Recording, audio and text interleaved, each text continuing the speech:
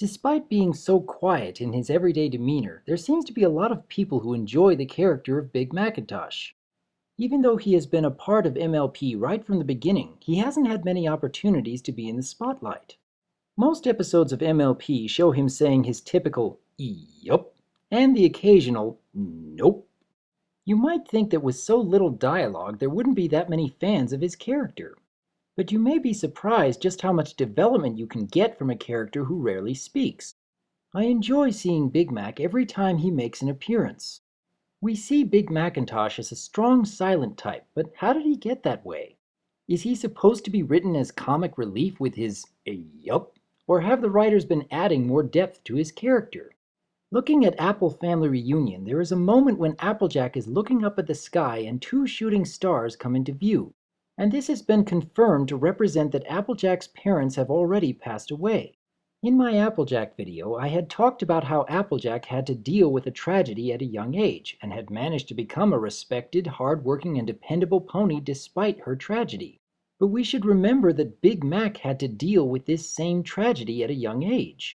He also had to realize that if he didn't do the work around the farm, then no one else would. And so he also became a respectable, hard-working, and dependable pony. Applejack and Big Macintosh share many similarities in their strengths.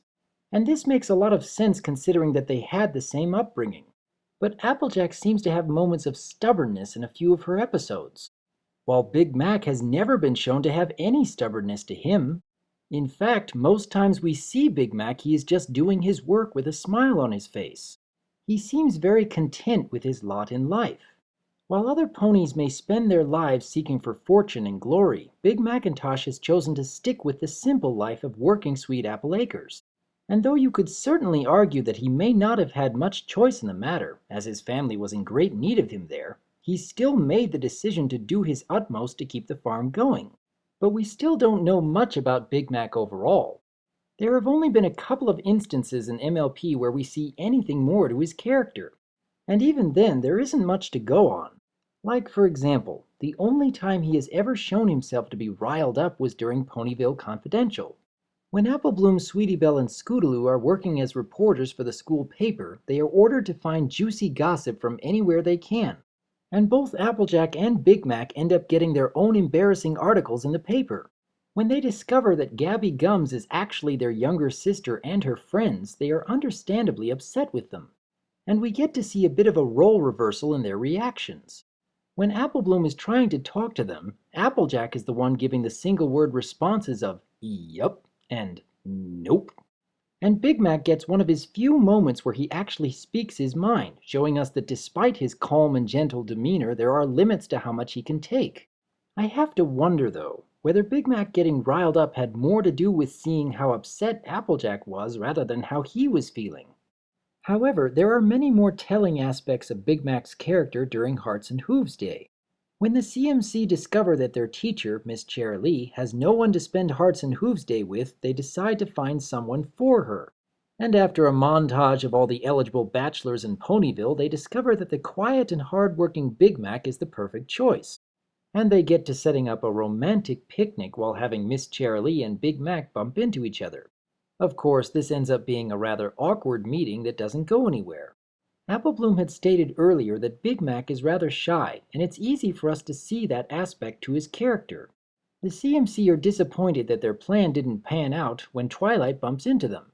She mentions to them about a book that she is reading, saying that Hearts and Hooves Day got its start from a love potion, which naturally gets the CMC interested in how to make one on their own. And then Twilight just hands them the book, which happens to have the recipe in it, which seems really short-sighted on her part. I mean, there are all kinds of ways for that to end really badly.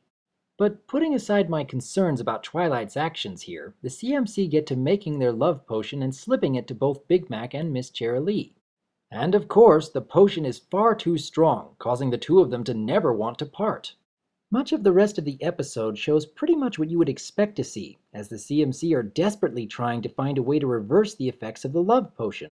And we shouldn't assume that any of Big Mac's actions here are an integral part of his character, as he really was not himself. But there is something that we can see about Big Mac's character after the effects have worn off. Despite having been forced into a relationship by a magical potion, we see that he wasn't getting angry over any part of it once he was back to his normal self. And we see that Big Mac was willing to get over his shy nature when Miss Cherilee simply asked him to spend the rest of the day with her later on. And we still see them together much later on in the series during Just for Sidekicks.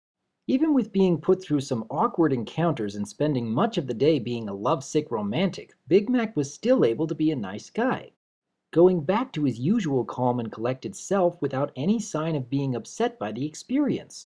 It reminds me of the phrase, nice guys finish last. A nice guy like Big Mac may not be willing or able to seek out a relationship, but once they do get noticed, it's easy to see why these relationships work so well. I also think Big Mac has some deep wisdom locked away in his head, like the wisdom a factory worker would have after working the same job and supporting his family without complaint for 30 plus years. He represents the working class that doesn't exist much anymore. It used to be that many folks simply did what was necessary. They knew their place in society. They didn't have any big aspirations or hidden agendas. They just wanted to make their way, have a good family, and be a good contributor to society. Sadly, many of these folks are the great unknowns of history, who quietly lived out their lives doing their part and then passing on, recognized only by those close to them. I bet that many ponies could go to Big Macintosh and just ask about his childhood, his past, his observations, his knowledge, and he would have a great deal to share. But very few bother to ask. Much like today, our living ancestors, such as our grandparents, no doubt have treasures of stories and knowledge that could be unlocked simply by asking. I imagine that Granny Smith has many of the same characteristics as Big Mac. Very supportive, very positive, but unassuming. Content with staying on the farm and living their lives. Not aspiring to greatness because the greatness is already quietly living in their hearts. How many people do you know who are truly great in their own way, but are content to simply live out their lives and exercise their greatness for those who are closest to them? I think that every one of us could name at least one person we know like that. They are the kind of people who quietly live their lives doing their part in helping others, and they are quietly admired by others for what they do. I'm really hoping that we will get to see more of Big Macintosh in future seasons. There is quite a bit of potential here if he would only get the chance to be the focus in a story. I think that we could gain a greater respect for his character if we got to see more of his quiet wisdom. What do you think? Are you a fan of Big Mac? Do you think there is more depth to him from what we have seen? Or perhaps you think that Big Mac should always remain as a background character? I would like to hear your thoughts about Big Mac and whether he reminds you of anyone that you know in your life. The kind of person who chooses to live a simple life caring for others while never seeking any recognition. Perhaps there is something to learn from such a character. I am Dr. Wolf, and I look forward to hearing from you.